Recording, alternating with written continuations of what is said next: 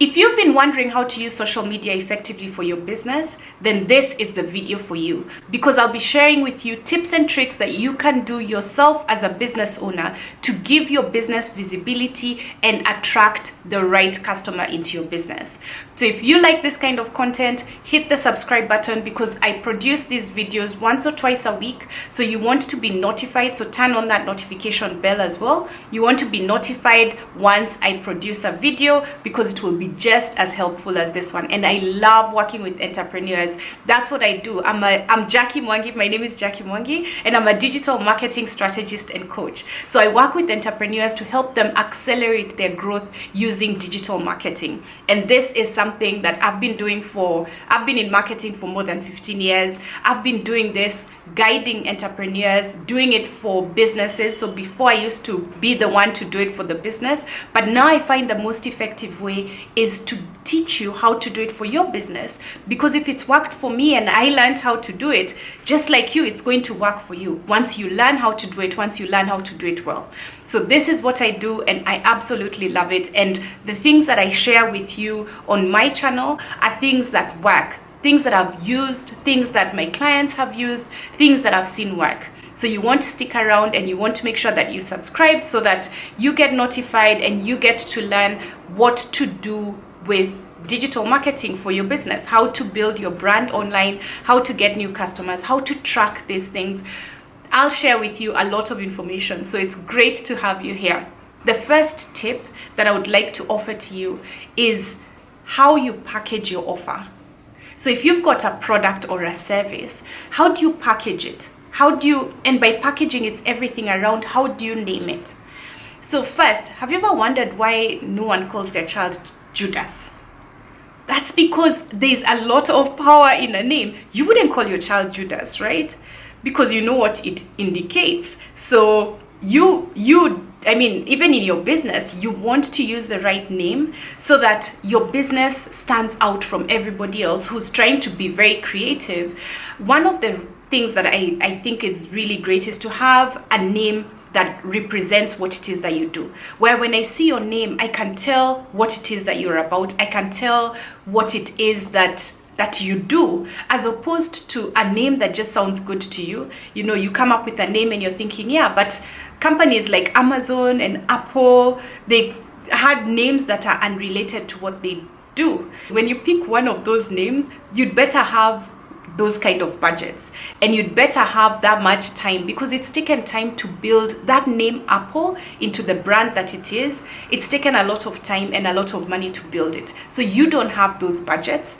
I recommend that you start to use your name to start actually doing marketing for you, where somebody sees your name and they know, family consulting services, and they know that you deal with families, you deal with family consulting services or family legal services. Somebody knows that you deal with legal services for families.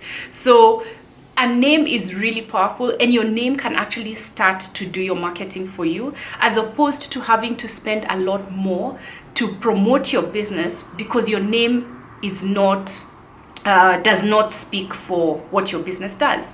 And another thing I would like to mention, if you look at the names like Amazon and Apple, they actually have a lot of meaning in their name. So Amazon was from A to Z, like the rainforest of products. So Jeff Bezos knew where he was going when he started using Amazon to sell books. He knew he was eventually gonna sell everything from A to Z, which is why you see that arrow. So there's still meaning, but if you want to really get yourself a head start, let it be that if I search for whatever products that you sell, let's say I'm searching for give me an example, a landscaper. I'm searching for a landscaper. Even if I enter Facebook or I search landscaping, I'm more likely to go after the business that has landscaping in their name, or something that talks about how they do landscaping, than the other one that's just Joe Masharia Enterprises. Like, I don't know what Enterprises does. Today he could be doing landscaping, tomorrow he's doing computer stationary, selling computers. So I don't know what he's really an expert at if it doesn't say it in the name. So yes, if you're called Joe Masharia, this was just a random name that I picked out there. I actually don't know a Joe Masharia, but yes, you can. The point is that it's ideal to use to get your name to start working for you. It really does give you an upper hand. And I remember reading that between Time Magazine and Business Week magazine, and these are both very popular magazines, Time Magazine has to spend much more than Business Week to advertise for for business readers to buy them. Much more than Business Week. So there's a lot of power in the name. Don't call your business Judas or any name that will work against you. And you work with a name that's congruent with what you do. It makes it a lot easier, and it shows people that you're there to stay, that this is your business. You're a landscaper, you've got landscaping in your name. Like this is a business that actually specializes in landscaping. So that's my first tip for you.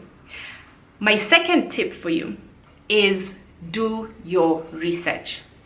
So you want to be very clear about the kind of customer that you want to work with.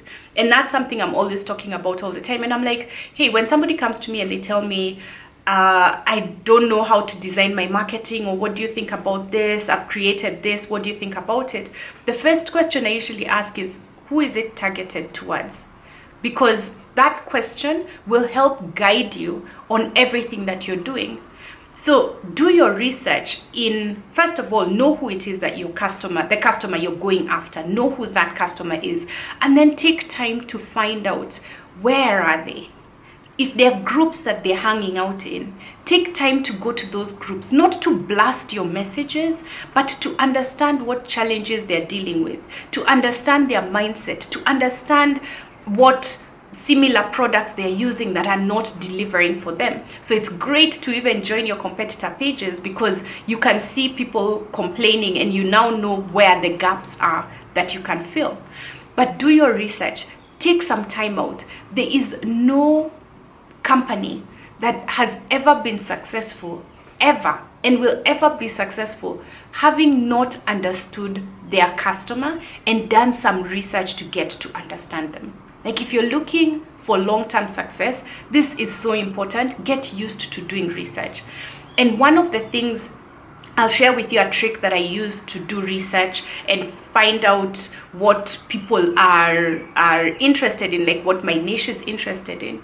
So if, so far I'll stay until the end so that I'll share this trick with you, because it's a really powerful trick that I taught my students, and all of them have been like, wow, this is so fascinating. It will help you if you're coming up with a blog topic, you're trying to figure out, how do I come up with a topic? It will help you if you're trying to come up with content, like what kind of content will my audience or my niche want to see.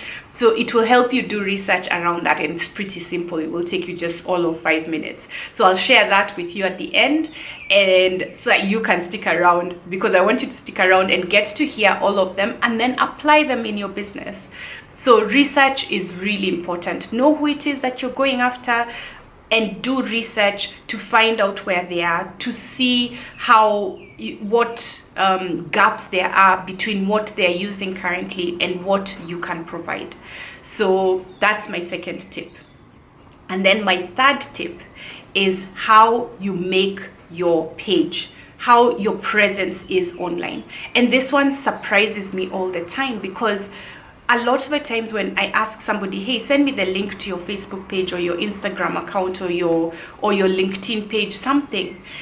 And when I look at it, I'm like, oh my goodness, what a lost opportunity. Because what happens is, when there's a potential customer who's thinking of working with you, if they research you, like just Google your company name or your name, and they get to your page and your page is not well organized, your page doesn't have, it doesn't create the feeling of the brand that you're trying to sell them, they will not buy from you.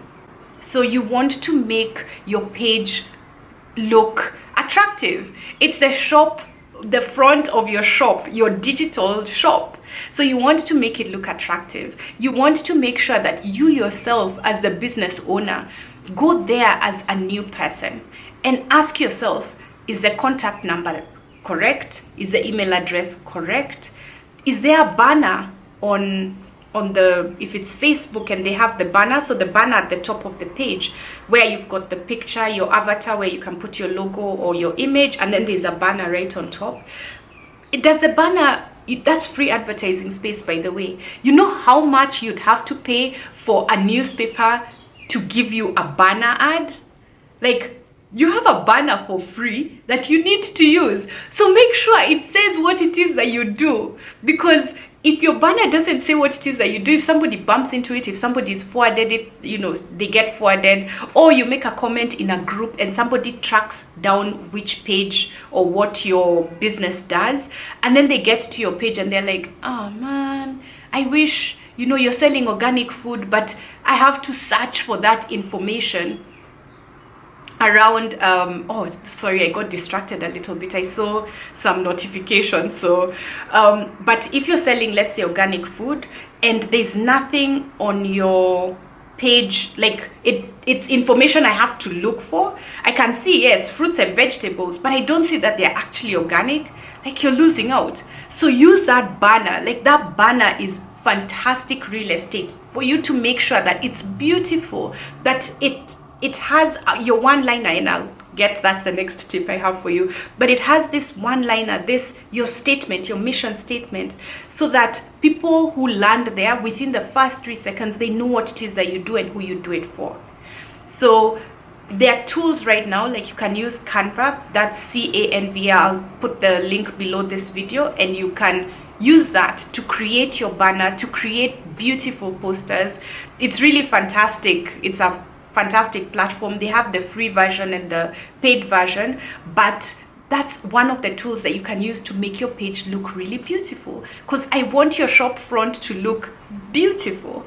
So make sure that you make it look beautiful. The same way you're telling people, you know, we're the best at doing this. Let me see it when I come to your page. Let me see it when I get to your website.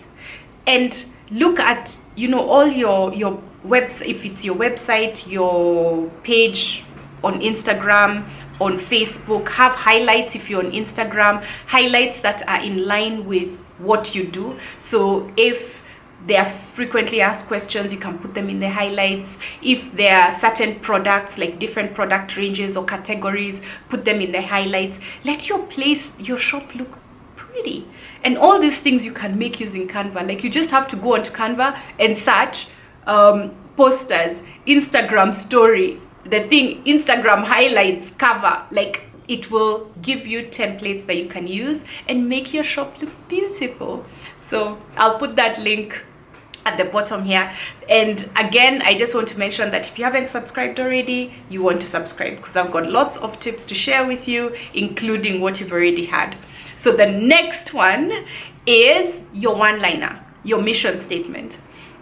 So your mission statement is what I like to call, like, I help dash, then you fill in what you do, to dash, oh sorry, you fill in who you do it for, to dash what result you're helping them get, by dash what's your product or your service. So it's a very easy way for anyone who looks at it at a glance to know, I help dash who you help, to dash what you help them do. How do you help transform their lives, improve their lives, make their businesses better, save them time? What is it that you're helping them do? What transformation? By dash. So it's a very easy way for you to communicate this, especially in the digital space where people don't have time to read your history and how in 1890 you won I don't know what awards in what, and you were started, because that's a great story to put under your story.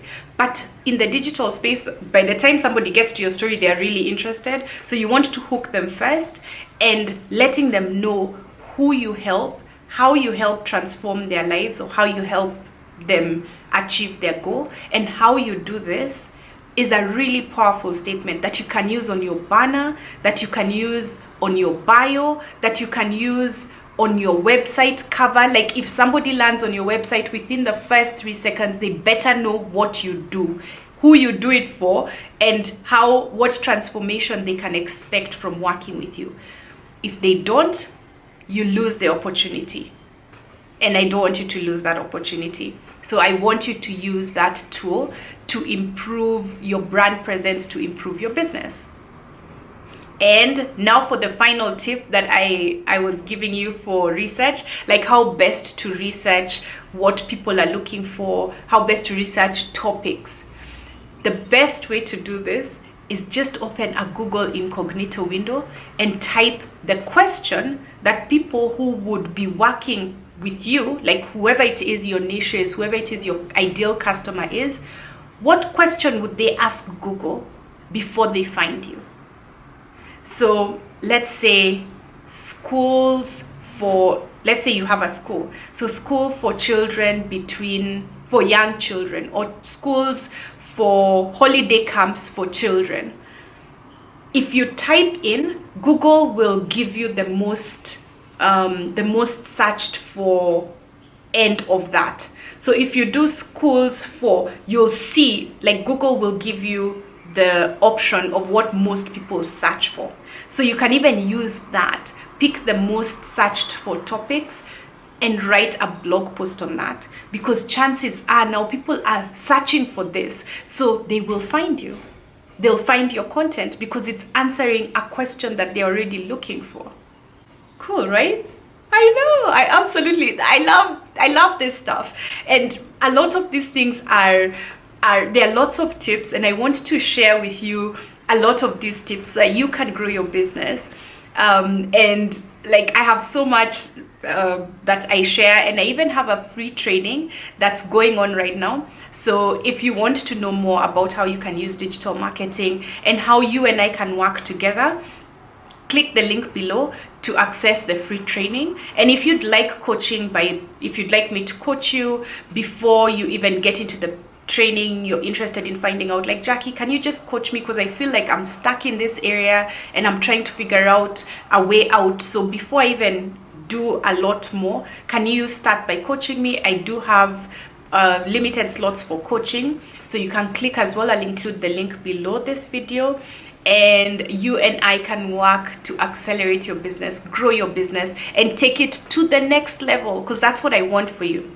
So click the links below this video, share this video with a friend, somebody who you know needs it, and again, subscribe and like. And I look forward to seeing you at the next video. Really exciting stuff, so see you then.